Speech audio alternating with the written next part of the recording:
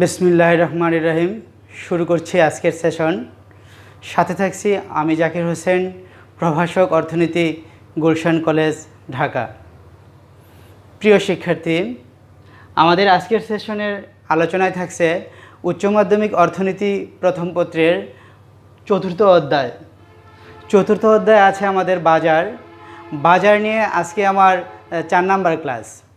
প্রথম ক্লাসে আলোচনা করেছিলাম আমি বাজারের শ্রেণীবিভাগ, দ্বিতীয় ক্লাসে পূর্ণ প্রতিযোগিতামূলক বাজারের স্বল্পকালীন ভারসাম্য, তৃতীয় ক্লাসে ছিল আমার একচেটিয়া বাজার।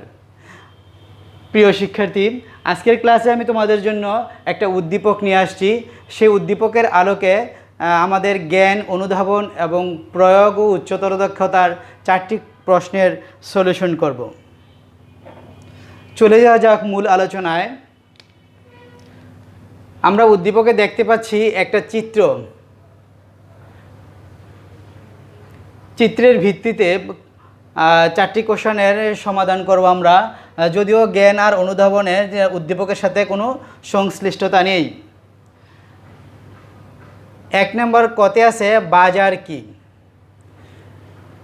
সাধারণত আমরা বাজার বলতে নির্দিষ্ট কোনো স্থানকে বুঝে থাকি, কিন্তু অর্থনীতিতে বাজার কথাটি আসলে নির্দিষ্ট স্থানকে বোঝায় না। অর্থনীতিতে বাজার বলতে বোঝায় ক্রেতা ও বিক্রেতার দর কষাকষির মাধ্যমে কোনো দ্রব্যের যখন দাম নির্ধারিত হবে তখন তাকে বাজার বলা হবে। আবারও বলছি, ক্রেতা ও বিক্রেতার দর কষাকষির মাধ্যমে কোনো নির্দিষ্ট দ্রব্যের যখন দাম নির্ধারিত হবে তখন তাকে বাজার বলে। তো আমার জ্ঞানমূলকের অ্যান্সার এটুকু লিখলে তোমরা 1 পাবা, হয়ে যাবে। খতে আসে পূর্ণ প্রতিযোগিতামূলক বাজারের 4টি শর্ত লিখো। আমরা জানি পূর্ণ প্রতিযোগিতামূলক বাজারের অনেকগুলো শর্ত আছে বা বৈশিষ্ট্য আছে। আমরা সেখান থেকে 2 মার্কসের জন্য অনুধাবনে 4টি শর্ত বলবো। সহজ 4টি শর্ত আমরা লিখলেও চলবে, যেহেতু 2 নম্বর। অসংখ্য ক্রেতা, অসংখ্য বিক্রেতা, দ্রব্যটি হবে সমজাতীয়।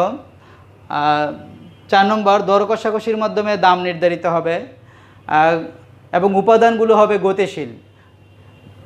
তো এই 4টা বা 5টা শর্ত আমরা লিখলে চলবে। এখানে 4টা উল্লেখ করে দেওয়া আছে। আবারও বলছি, অসংখ্য ক্রেতা ও বিক্রেতা, দ্রব্যটি হবে সমজাতীয় এবং দর কষাকষির মাধ্যমে দাম নির্ধারিত হবে।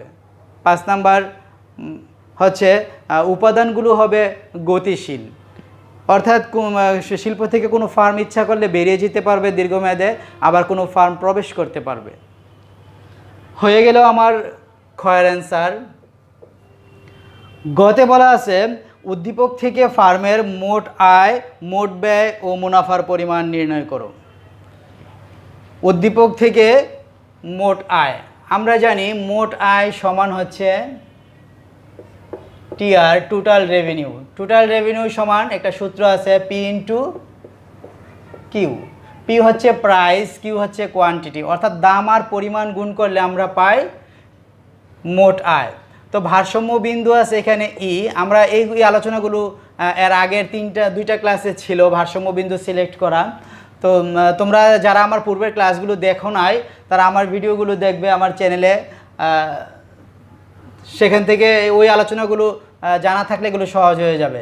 তো ই বিন্দু বরাবর প্রাইস হচ্ছে 15, কোয়ান্টিটি পরিমাণ হচ্ছে 100, দুটো গুণ করলে হয় 1500। তারপর বলছে মোট ব্যয়। মোট ব্যয়েরও একটি সূত্র আছে,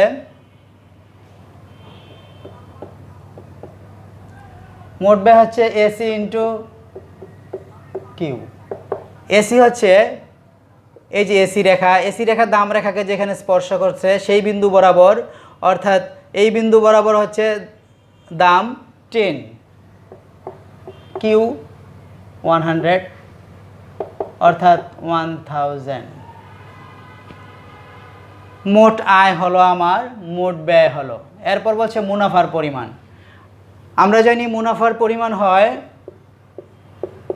টিআর মাইনাস টিসি। টিআর হচ্ছে 1500, টিসি হচ্ছে 1000, বিয়োগ করলে 500 500। এই 500 হচ্ছে মুনাফার পরিমাণ। তোমরা যদি এইভাবে মোট আয়, মোট ব্যয় ও মুনাফার পরিমাণ বের করে দেখাতে পারো তাহলে এখানে 3-এ 3ই তোমরা পাবা আশা করি। ঘ নাম্বার কোশ্চেন হচ্ছে এসি রেখা ই বিন্দুতে স্পর্শ করলে ফার্মের মুনাফার পরিমাণ কত হবে। অর্থাৎ আমার উদ্দীপকে এসি রেখা কিন্তু ই বিন্দুতে স্পর্শ করেনি। যদি এই ই বিন্দুটি এফ বিন্দু হয়, অর্থাৎ এই এসি রেখাটি যদি ই বিন্দুতে গিয়ে স্পর্শ করে তাহলে মুনাফার পরিমাণ কত হবে। তাহলে আগে আমাকে এসি রেখাটি ই বিন্দুতে স্পর্শ করলে চিত্রটি কেমন হবে সেটা আগে অঙ্কন করে নিতে হবে। আমি মুছে দিলাম গয়ের অ্যান্সার।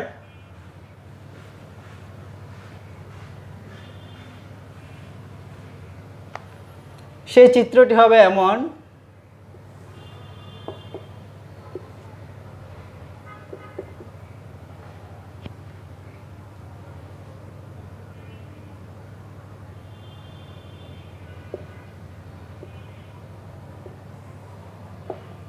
এ আর সমান এম আর সমান পি রেখা।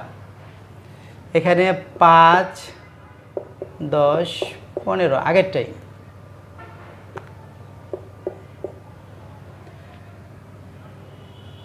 শুধু এই এসি রেখাটা ই বিন্দুতে স্পর্শক হবে। আমার যদি এইটা ই বিন্দু হয় তাহলে এসি রেখাটা হবে এমন এমসি, অর্থাৎ এফ বিন্দুটি চলে গেল এই বিন্দুতে। এই যে এসি রেখা, এসি রেখাটা আগে ছিল কোথায়, এ আর রেখার নিচে, আর এখন হয়েছে এ আর কে স্পর্শ করি।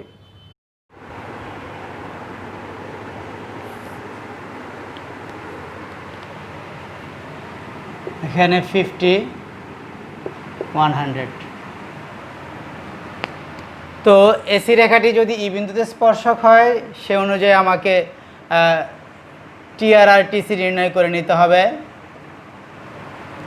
সেম আগের মতো টিআর সমান পি ইন্টু কিউ।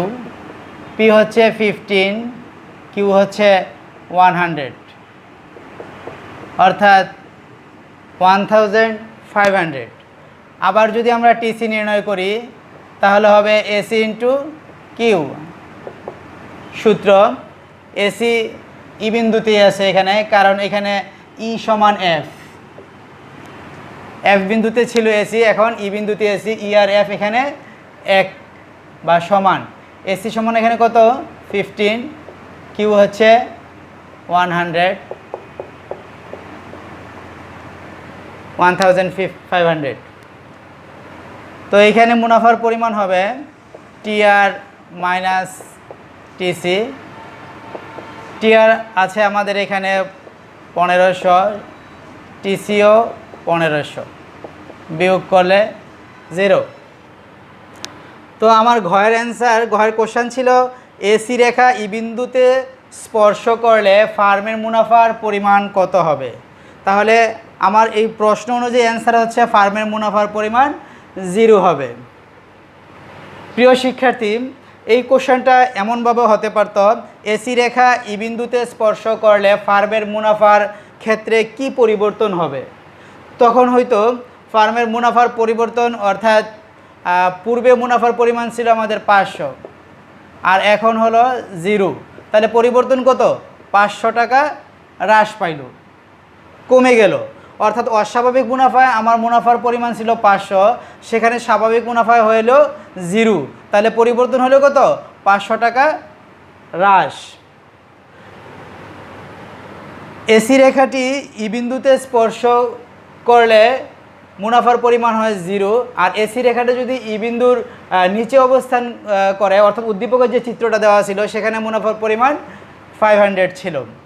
এই কোশ্চেনটা আবার এসি রেখাটি এ আর রেখার উপরে একটা বিন্দু দিয়ে অবস্থান করলে মুনাফার পরিমাণ হতো না, সেখানে লোকসান হতো, সেই জায়গায় কি পরিবর্তন হতে পারত, এমন কোশ্চেনও হয়ে থাকে।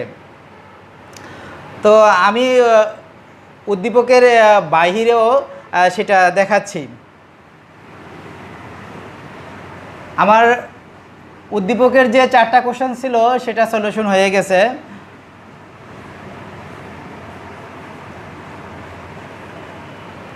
অর্থাৎ ঘয়ের কোশ্চেনটা যদি এমন হতো যে এসি রেখাটি